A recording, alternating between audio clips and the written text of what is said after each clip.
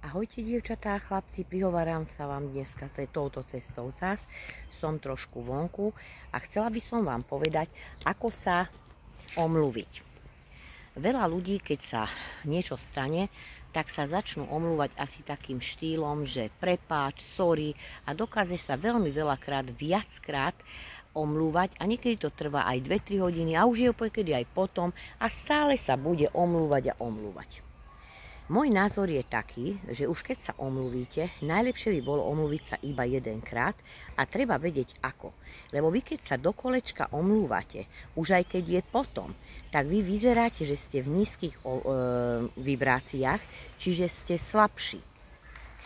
Ja som si to všimla viackrát na sebe, potom vás ten človek bere, že nemáte ani veľké sebavedomie a on je ako keby nad tebou, áno.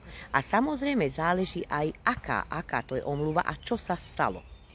Ja čo si myslím, tak možno by bolo dobré, ja to tak zvyknem robiť, keby sa mne niečo stalo, áno, tak ja som to tiež niekedy nevedela, ja sa omlúvam asi takého rázu, že prepáč, trápi ma to, a berem to na vedomie. Týmto vlastne aj ukončím.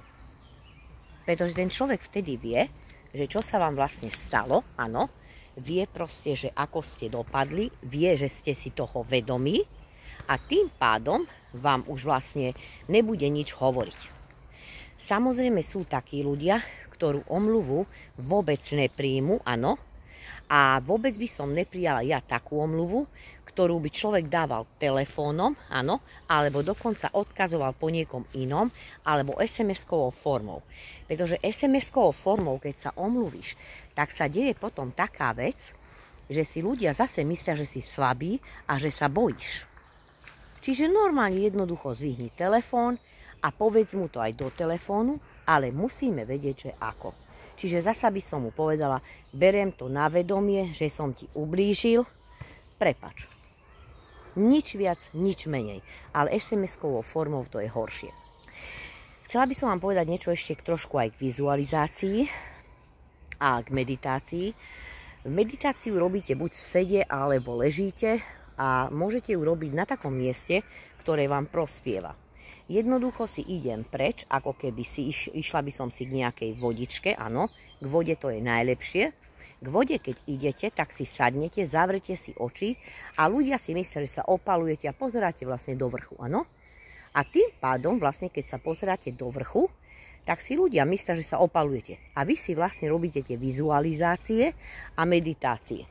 Tým pádom sa vám bude lepšie dariť, a uvidíte, že tam vám to môže aj lepšie ísť, pretože tam zistíte, že máte lepšie myšlienky, áno, a nikto vás nesleduje. Lebo ja som si povedala, dneska taká myšlienka ma napadla, že idem si von trošku, zobral som si obyčajné voľné tepláky, nejaké tričko, aby som sa dobre cítila a som si povedala, že urobím si vizualizáciu v lese, urobím si aj meditáciu, budem si hovoriť len dobré veci, napríklad také, že som prospešná, mám veľký úspech, som šťastná, som usmievavá, korunky sa ku mne kotúľajú, dostávam drahé a cenné dary, Boh presvetľuje moju dušu,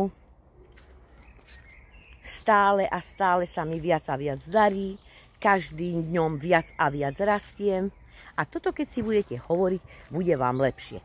A tým, že máme krásne počasie, tak poviem si aj takú vec. Každý deň je zo mňa iná žena. Lepšia, krajšia. A každý deň je lepšie počasie a keby bolo aj horšie, pre mňa je to vždy dobre. Stále si to hovorím, aby ťa nič nerozčúlilo. Nič, absolútne nič. Dokonca sú ľudia takí, ktorí vám zavolajú a začnú vám do telefónu plakať.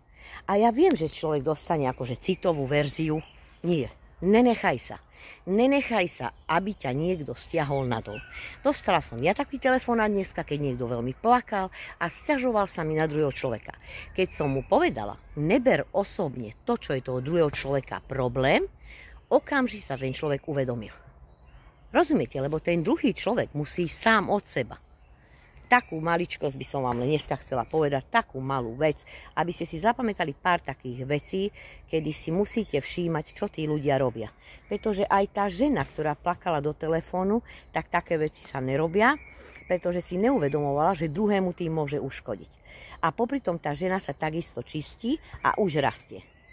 Takže dievčatá, chlapci, len toľko, dávajte si pozor, čo hovoríte, všímajte si, kto ako rozpráva a dávajte si pozor aj na mimiku tváre, aj keď človek, či sa takto škrabe, či čo to robí, či je takýto, vlastne aj reč tela vám veľa povie. Neberte si osobne nikoho problémy, pretože vás to vzťahuje a vás to dáva nadol. Stále si hovorte, som bohatý, som multimilionár a spievam si stále pesničku milióny, milióny, milióny, milión. Tak vám bude lepšie. Tak ahoj.